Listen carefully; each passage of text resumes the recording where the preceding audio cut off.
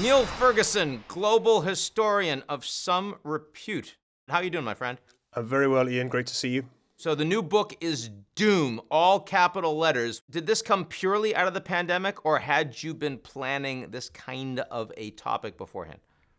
I spent 2019 thinking about a book on disasters and dystopias, and spent a lot of that year reading science fiction, because as a historian I started to worry that I wasn't thinking enough about discontinuities of the sort that science fiction writers are good at thinking about. So I'd actually been plotting a book about the history of future disasters when one arrived, and that meant that the book could shift its emphasis from science fiction to reality.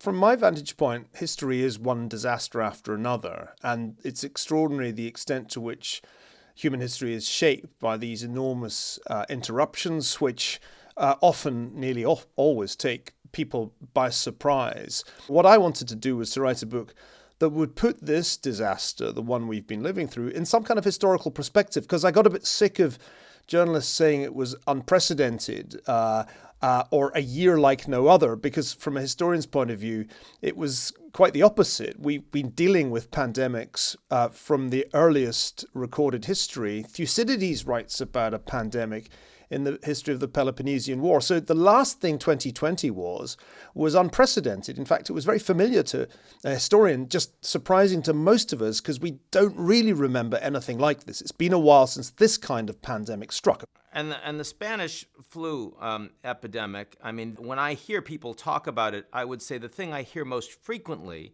is that the basic guidance that was being provided by political leaders at that point, stay away from people, wear a mask. I mean, these are the same sorts of guidance that we're giving people 100 years later. That the technology around vaccines has improved, but not so much how to deal with the pandemic. It's actually quite remarkable when you read accounts of the 1918-19 pandemic, which was called the Spanish influenza for no very good reason. It just happened that the Spanish papers were reporting accurately. Everybody else had censorship because they were involved in World War I. If you look at how the US handled it, it's actually very strikingly familiar. There's extraordinary decentralization. Some cities do significant amounts of social distancing and what we would probably call lockdowns today, and others do a lot less, and the outcomes therefore vary hugely from city to city and state to state. But you get familiar reactions too. In San Francisco, there was an anti-mask league which objected to mask wearing in the city as a violation of civil liberties. Throughout the 20th century, influenza posed a problem. It struck again in the 30s. It struck globally in 1957-58. And the story was pretty much the same in the sense that there was a scramble to find a vaccine. They failed in 1918-19. Science still really hadn't got to the point that you could figure this out, certainly not rapidly. By 1957, they were able to put a vaccine together for the then Asian flu in just a matter of months. And it's interesting that in 57-58, they didn't do much in the way of social distancing and nothing in the way of lockdowns. In fact, they left schools and pretty much everything else open and just focused on the vaccine. It's worth adding one thing which I think was often lost in last year's discussions. 1918-19 was a lot worse than COVID-19, even if you accept the very highest estimate for deaths. And you may have seen some pretty eye-popping figures in The Economist recently.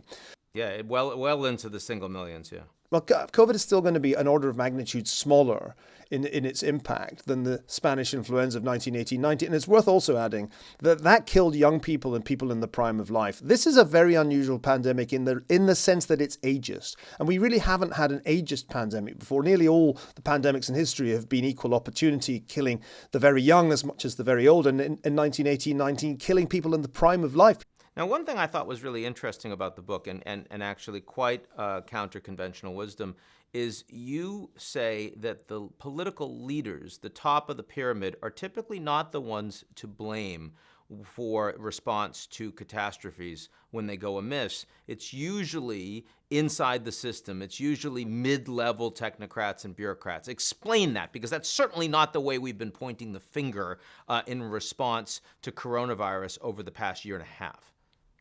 Well, of course, it's very easy, tempting, and perhaps irresistible to blame the person at the top when a disaster strikes. And last year, it was pretty much the default setting for most journalists, certainly liberal journalists, to blame Donald Trump. And their counterparts in Britain blame Boris Johnson, and their counterparts in Brazil blame Jair Bolsonaro. It was the simplest way to tell the story, that you had a populist in power, and that was why there was excess mortality. But there are a few problems wrong with this theory. I mean, one is that there were plenty of countries that didn't have populist leaders that did just as bad or worse. And that, I think, was often overlooked in some of the coverage. But the most important argument, Ian, that the book makes is that in most disasters, when people are inclined to blame the person at the top, on closer inspection, the point of failure is not there. When the Space Shuttle Challenger blew up, initially the press wanted to somehow pin it on Ronald Reagan, who was then president. It was 1986, and they wanted to say, oh, the thing blew up because they rushed the launch because Reagan wanted to reference it in the State of the Union. And this was total nonsense. There was no such story. It turned out that the real problem was that the NASA engineers knew there was a 1% probability the thing would blow up on launch, but that had been turned by the NASA bureaucrats into 1 in 100,000. And that was the point of failure in reality. The engineers knew how dangerous the shuttle was. I tried to show in the book that that's often the case, that although the buck stops with the president, in reality, when a disaster occurs, it's not really the president who's the key person or the key institution. In the case of COVID, if you ask what the things were that caused excess mortality north of 500,000 in the US, presidential decisions don't come near the top of the list. CDC's failure to ramp up testing was very little to do with President Trump's decision-making.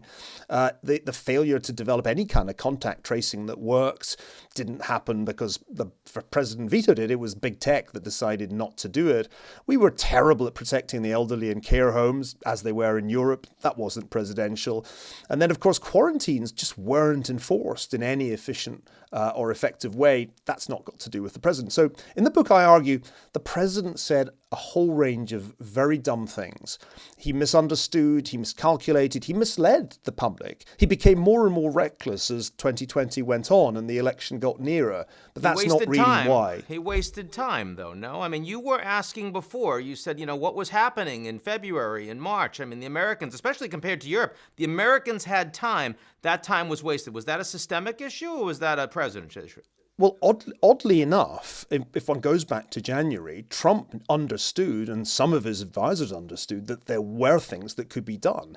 And it was Trump who argued for a ban on travel from China in January, for which he was roundly criticized in the media for overreaction and, of course, xenophobia. And I think Trump's instincts as a populist were, in fact, to do travel restrictions and to close the borders. He was talked out of it. But to tell the American people that there was nothing to worry about, it was going to go away magically, let's keep them on the cruise ship because that'll keep the numbers down. I mean, come on, you have to admit those things, Neil. Absolutely, and I make the point repeatedly that Trump went worse and worse off track. But the initial impulse, I don't think, was completely wrong. What happened was that other people in the administration said, oh, but hang on, we've got an election coming up. You can't do anything to derail the economy. And Trump knew that this was bad. I mean, at least we understand this from some of the people who talked to him last year, but was persuaded by some people in the administration who won the argument that it was better to gamble that it was just the seasonal influenza rather than to risk the election by derailing the economic recovery, which was what he was going to run on. On this point, at least, that decision of whether or not to gamble the economy because the election is coming up, or to say heavy on, this isn't a big deal, that decision ultimately is made by the President of the United States. Oh, absolutely. But remember, the key failures that led to the excess mortality, as I said earlier, if you're trying to ask what really caused the excess mortality, those weren't presidential decisions. And it's hard to say what percentage of the deaths you can attribute to presidential decision-making, but it's certainly not as high as, say, oh, this is like pilot error when a light aircraft crashes. Being president of the United States is not like flying a light aircraft, and the decision-making process in an emergency isn't at all like that. process. So I think the point of failure really doesn't lie at the top. It lies with the people whose one job it was to do pandemic preparedness, who did it on paper, but suspected rightly that in practice, the pandemic preparedness plan would be of very little use at all. And I think there's a certain myopia that has crept in that I think we both experienced in January last year at the World Economic Forum, when the entire agenda was dominated by climate change, even in the first inning of a global pandemic. And pandemics had fallen out of the risk report that the World Economic Forum publishes each year. So one of the arguments of doom is, sure, worry about climate change, but remember it's a relatively slow-moving threat to humanity compared with some of the other threats that we face. And a contagious coronavirus was just one of those. A lot can happen much faster than climate change. Having said that, you just said that the impact of coronavirus, of COVID, has been much, much lower, much more limited than all of these other crises we're talking about.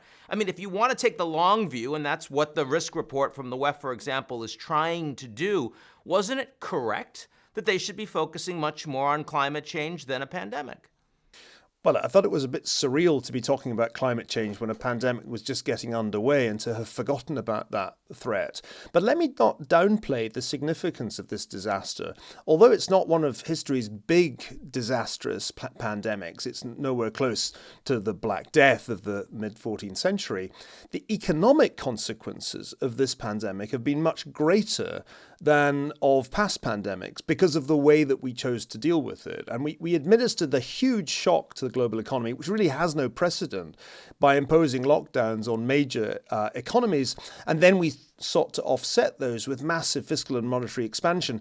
And what's interesting to me about COVID is that its public health impact, which will probably kill, let's see, 0.1% of the world's 0.1% of the world's population tops by the time this is done, is going to be a lot less than its global economic impact, which was to cause a huge shock. So I don't want to downplay COVID. It's not the Black Death, it's not the Spanish flu, but it was a really big shock, and we'd taken our eye off that ball despite numerous warnings, because global climate change had become the issue that Greta Thunberg said would bring the end of the world. But the point I make in Doom is that we can end the world in a lot of other ways much faster.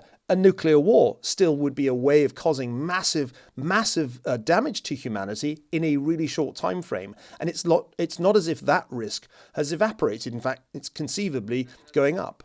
So before we close, you just mentioned China, and I did find it very interesting in the book when you talked about the fact that the United States emerges in a better power position coming out of coronavirus, not only than its allies, but even than China. And of course, China, despite its cover-up of coronavirus for the first weeks, responded quite quickly after that. Their supply chain was back up and running well over a year ago. They were one of the only major economies in the world to have significant growth in 2020. The United States certainly did not. In the context of China, given all of that, why would you say the U.S. emerges in better position?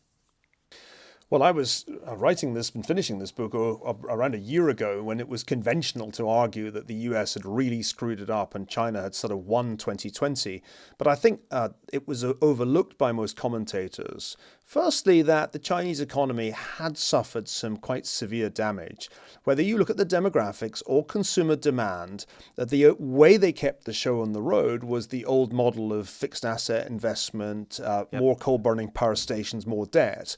And you can see already in recent easing by the Chinese government that they're aware that it's softening. So I don't think the economic story was ever going to be that great, and I never bought the 9% growth in 2021 projections. But I think more important, Ian, was the loss of reputation that China suffered.